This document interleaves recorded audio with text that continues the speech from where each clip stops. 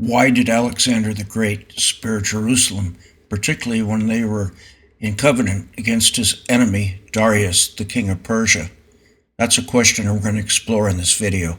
It's a sign of God's supernatural intervention and protection of Israel and Jerusalem. One of the interesting stories that got my attention when I was a new Christian is the story of Alexander the Great. Alexander was a very, very pivotal character in the history of the Middle East. And I want to point out that he was an educated individual. At 13, his father, Philip, who had conquered all of the area of Greece, was looking for a tutor. And after interviewing various tutors, Philip, his father, chose Aristotle. He provided the temple of nymphs at Mysa as a classroom. Mysa was like a boarding school for Alexander and the children of the Macedonian nobles. Ptolemy's children were there, Cassandra's children were there. Many of these students would become friends and future generals and are often referred to in history as the companions. Aristotle taught Alexander and his companions about medicine, philosophy, morals, religion, logic, and art. What is very important is one of the things Aristotle taught was the Greek gods were made up or false. He taught of a one God that was a creator. Now, it wasn't a personal God like we know through the Jewish tradition or through Christianity. It was more like a creator God that gave the universe a push to get it started. Alexander was very well educated. He had a passion for Homer. The Iliad was carried with him many times as his reading when he would be in his campaigns.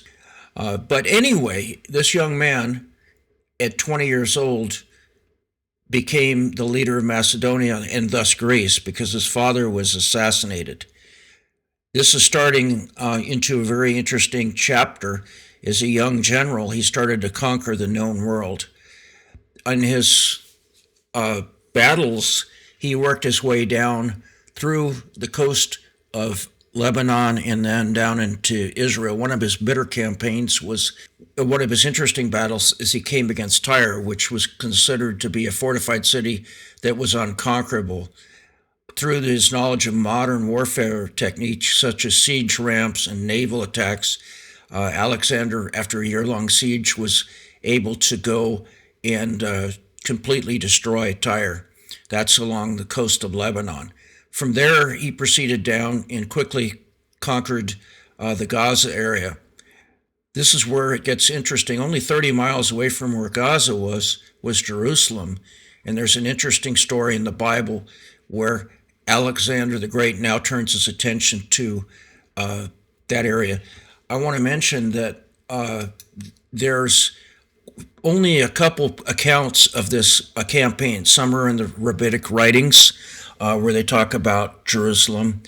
And so it's also covered in the Talmud.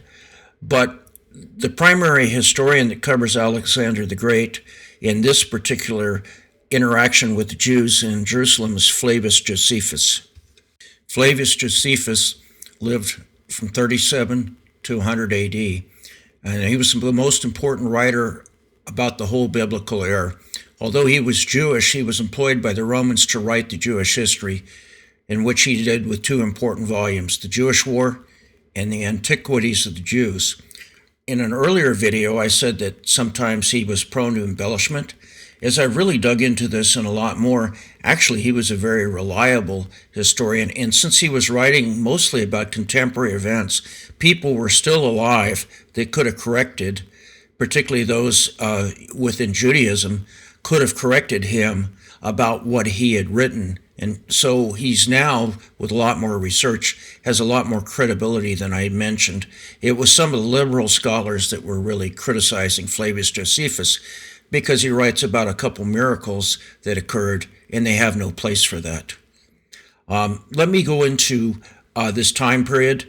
I mentioned Alexander the Great. He started his campaign to have a conquest of the known world, particularly the Persian Empire, and that was in 334 BC. A character in this story is Jadis. Jadis was the high priest in Jerusalem at this time, and he'll be the one that will be featured in Josephus' account of what took place.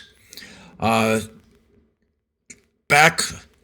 hundreds of years before this, in fact, in 551 BC, Daniel had prophesied, and this is in the third year of the King Belshazzar's reign, the rise of Greece and how he would go ahead and have a conquest of the Medo-Persian Empire. So this was prophesied well in advance, several hundred years in advance of Alexander the Great. And just a review of Daniel's prophecy, this comes from Daniel 8:3. As I raised my eyes, look, there was a ram standing before the watercourse, and it had two horns. The two horns were tall, but one was higher than the other, and the higher one came up later. Immediately after seeing the ram, the prophet sees another fearsome beast. It's hairy, it's a he-goat, and it's closing in on the ram with the two horns. As I kept watching, there was a male goat coming from the west, crossing the surface of the whole earth without touching the ground. And the goat had that conspicuous horn between its eyes. It was coming toward the ram with the two horns, which I had seen before along the watercourse, and it was running toward it in a powerful rage. I saw it closing in on the ram, and it was filled with bitterness towards it. It struck down the ram and broke its two horns. The ram was powerless to stand up to it. It threw the ram to the ground and trampled it down, and there was no one to rescue it from the power. The prophet was told of the identities of the beast, and I'm going to talk about that. This comes from Daniel 8:5-7, but I want to mention one of the characteristics of Alexander the Great's warfare was the speed that he moved. And that was one of the things that was unique about this ram traveling along without touching the ground, was the fact that Alexander's type of warfare was like a blitzkrieg. It was very fast in his offense. Now here's where the prophet is told of the identity of these beasts. The two-horned ram that you saw stands for the kings of Media and Persia. The hairy male goat stands for the king of Greece. And the great horn that was between its eyes stands for its very first king. Daniel 8:20 and 21. It's very clear by the context that that is Alexander the Great. He was the first king of Greece, and he was the one that defeated Media and Persia. The siege of Tyre was a very difficult and long siege. It actually took almost a year.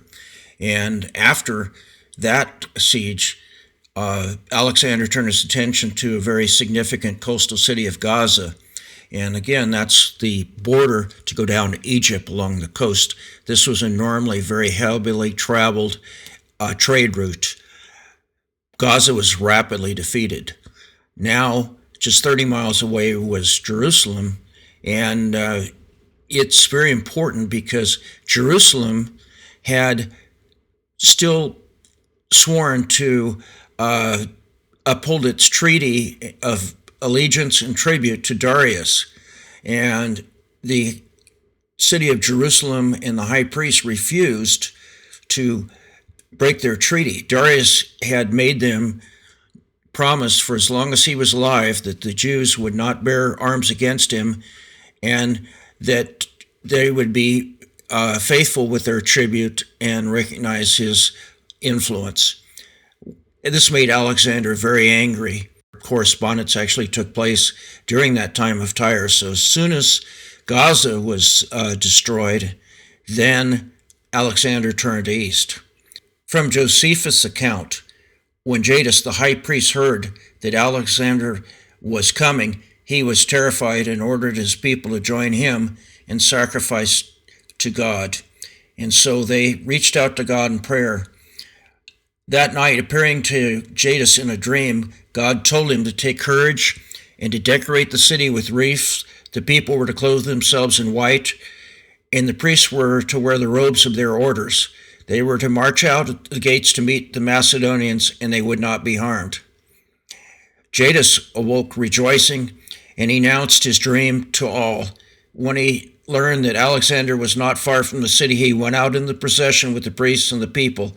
Alexander saw the procession coming to him, and the priest clothed in linen, and the high priest in a robe of blue and gold. And on his head was a mitre with a gold plate on which God's name was inscribed. Approaching alone, Alexander prostrated himself before the name and greeted the high priest. As the Jews welcomed Alexander with one voice and encircled him, his officers wondered if he had suddenly become insane. One of them, Parmetio, went up to Alexander and asked him, "Would you please explain?"